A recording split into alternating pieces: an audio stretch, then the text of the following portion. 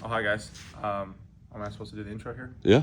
Yeah. So we are working on Scrat. We're trying to get ready for UCC. No, we're not doing UCC anymore. We're doing 72 fast, and so we got to make my truck lighter because it was a whopping 1,000 pounds below the weight minimum. So we need to go lighter than that in order to do the 72 fast class. And if we just so happen to do UCC at the same time or after or whatever, like cool. But anyway.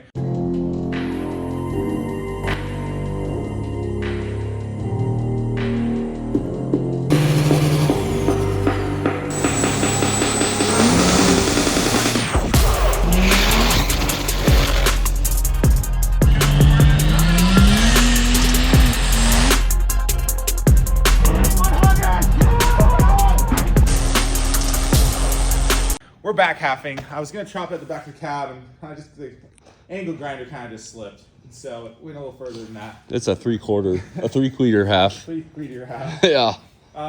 Mid back half. I don't know. Look at you go. But we're over here trying to learn how to do tubing and notching, dude. And it's actually been kind of fun. So, shout out to the second best fabricator I know, John Trotto. Well, I think say Will Terry. no.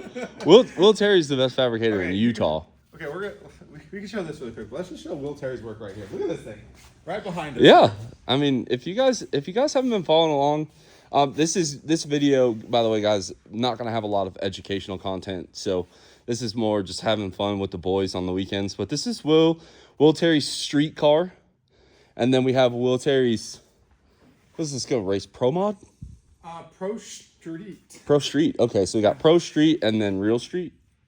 No. I think we're putting an 850 cage in this. He's trying to decide. He doesn't want to ruin it, but he knows that the moment he goes to. And I tell you what, guys. Do you know how dedicated you have to be to know just how superior common rails are, and you wake up every morning trying to convince yourself that is really what you want? Like, Will is so dedicated to 12 valves. This man will lose every race just to prove a point. Yeah, I mean, the car should be 3,600 pounds. 36? What's this one gonna weigh? 44? 4,400 pounds? There's a couple mistakes in the fabrication of this, so it depends on how far back. But okay. But Pro Street minimum is 42. But hold on.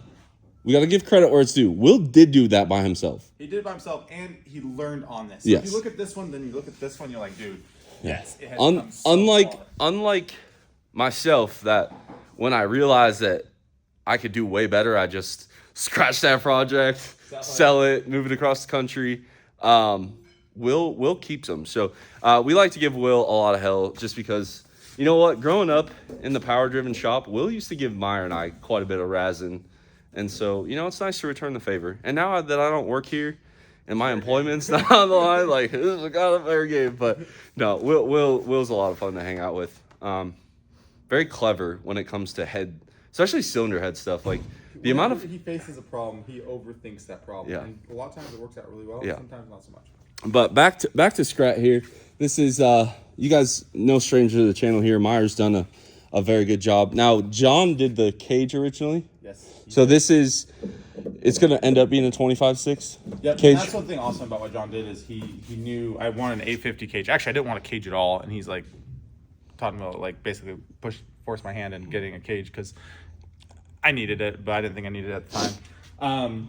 Anyway, so he designed the 850 cage to be like a mini 25/6 cage, and so he put in all the things that you don't need for an 850, but you do for a 25/6. He put them in. So we got the roof X, we got the gussets, we got the halo bar, we got and why it's so important, guys. When you're doing a cage, once you set everything, you drop the cage down to finish weld the top, and now that it's welded to the frame, you essentially would have to lift the cab up or cut the cage back down to be able to weld that. So that's when Myer's talking about John was thinking ahead. That's what we're talking about is he welded all this before the cage was fully permanently mounted. And so the only bars we have to add are ones that can be welded easily enough right now as it sits. So we will have to cut the back out just be able to get in there. I don't know if you really need to. You might be able to get around it, but weight savings anyway. So we'll play with it. But and I mean, that's the beauty of this, you know, like obviously I did this on a 3rd gen, but I feel like some of the spots that we found a ton of weight, 2nd gen, 3rd gen, it really doesn't matter. So, I mean, I'm pretty dang proud of what he's been able to do. Like, this is impressive. This is past my purview for sure. Myer's a lot better at the 3D modeling and CAD stuff than I am. I'm more of I a haven't catted any. I'm more of a So you were like, oh, have you drawn it out? I sure have, right there. I like it. I love how it auto rotated. So yeah, that bar right there is what I'm trying to add. Is it's going to come down and it's going to go vertical, and then that's what the shocks will mount on right here. Okay. Vertical leg, and then it'll brace to everything. And So this truck, for all intents and purposes, guys, like, I mean, if you don't follow Myer, which Myer, you really do need to do a better job of posting, because there's a lot of people that want to see your stuff. I know you don't think they do, but people do. You know, they do. follow the build. Yeah, follow the build, guys. He's on Instagram. He posts quite a bit, and Myer just gets it done. So anyway, I am. If you've ever welded chromoly, you'll know why there's a cordless drill on the floor, and I'm a little frustrated. Myer welded a bunch of this stuff and didn't put our pinhole in to allow the tube to breathe. And what happens is when you finish weld a chromoly joint, right, and you fully weld it, it blows out at the end. So you need to have like an escape hole for the gas that builds up, or it blows out the backside of the weld.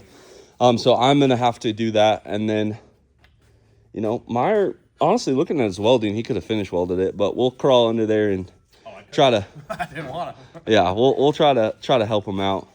Not very often am I able to come up here and give Myer some help. So, yeah, this is what we're working in. I'm really not sure what this video is going to entail. We did come up here also to get some stuff powder coated for myself, bring up some cores, take care of some DMV paperwork. So, you know, we'll make it a thing. And Jace is over there. What are you doing, bud?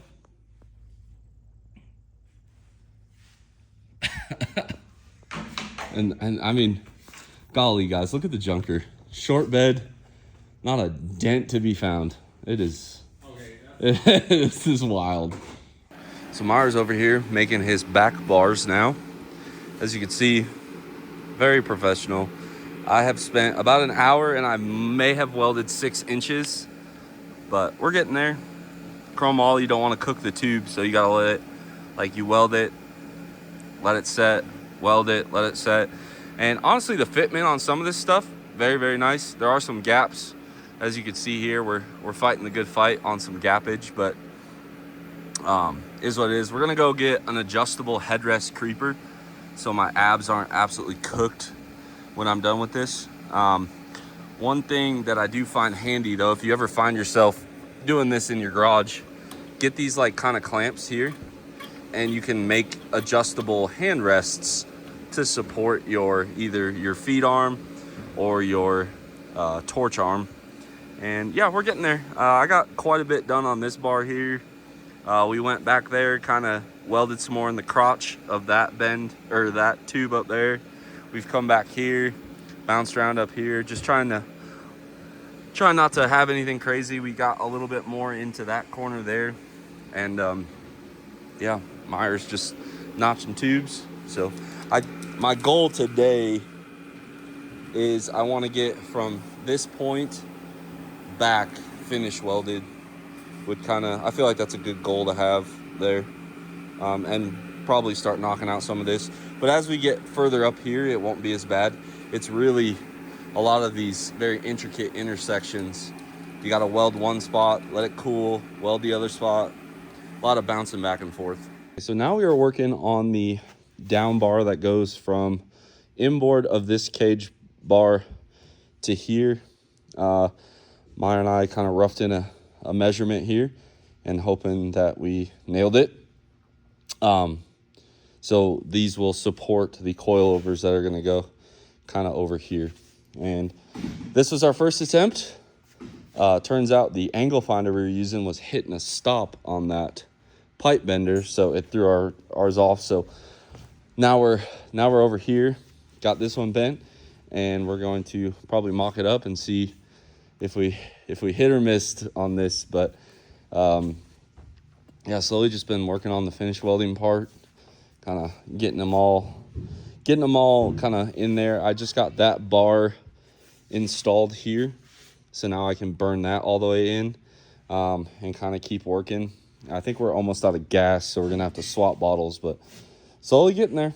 Guys, we're reaching that point where you just feel like you haven't done anything all day, but we got the rearward down bars tied into the cage. Those are tacked, and then you guys can see there Myer's gonna mount his fuel cell. Like, there's gonna be more coming back, but got that done. He's working on some braces right now, and we have just been TIG welding under that truck all day, and I feel like we haven't gotten anything done. Hey, I made 2 straight bars though. But Myer's putting in some more triangles.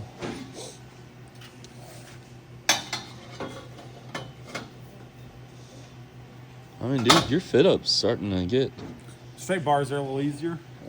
We're away from all the weird angles and just kind of straightness. But not that bad. A lot of work on the back half, 3/4 half. Yeah.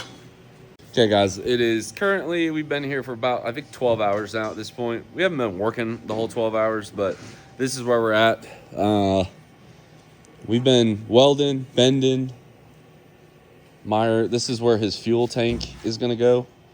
And now he's going to basically mirror this again, do another hoop down. And then tomorrow we'll lift the cab up so I can weld some more and pull the axle out so I can do the underneath of all of this. But she's pretty welded. I submit to you 1 stack of filler.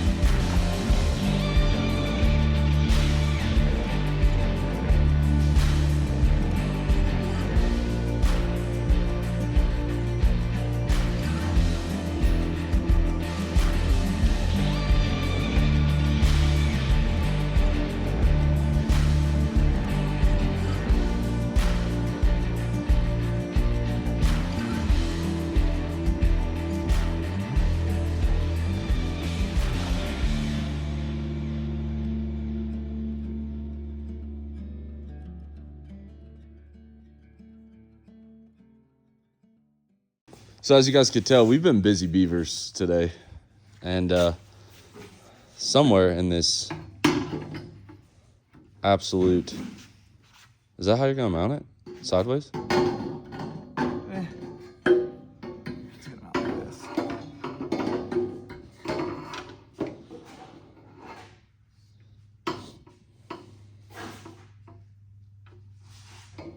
Something like that.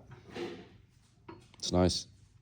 Got a good spot to set your fuel jug when you're dumping the fuel in, you know? Yeah, exactly. But, I mean, nothing really much to update to you guys. We've just been...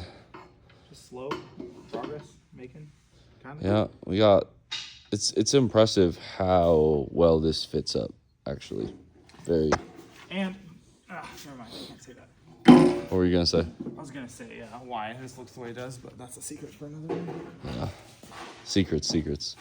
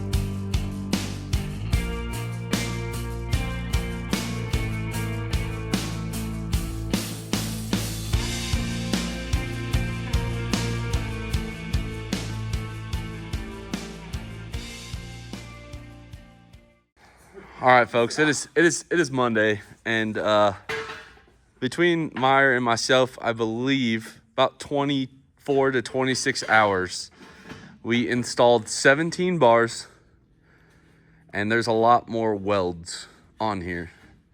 Now, keep in mind, Myer and I are not professional fabricators, nor are we professional chassis guys. We relied on Will for a lot of this. Chassis daddy over there. Yeah, and John Trotto, shout out.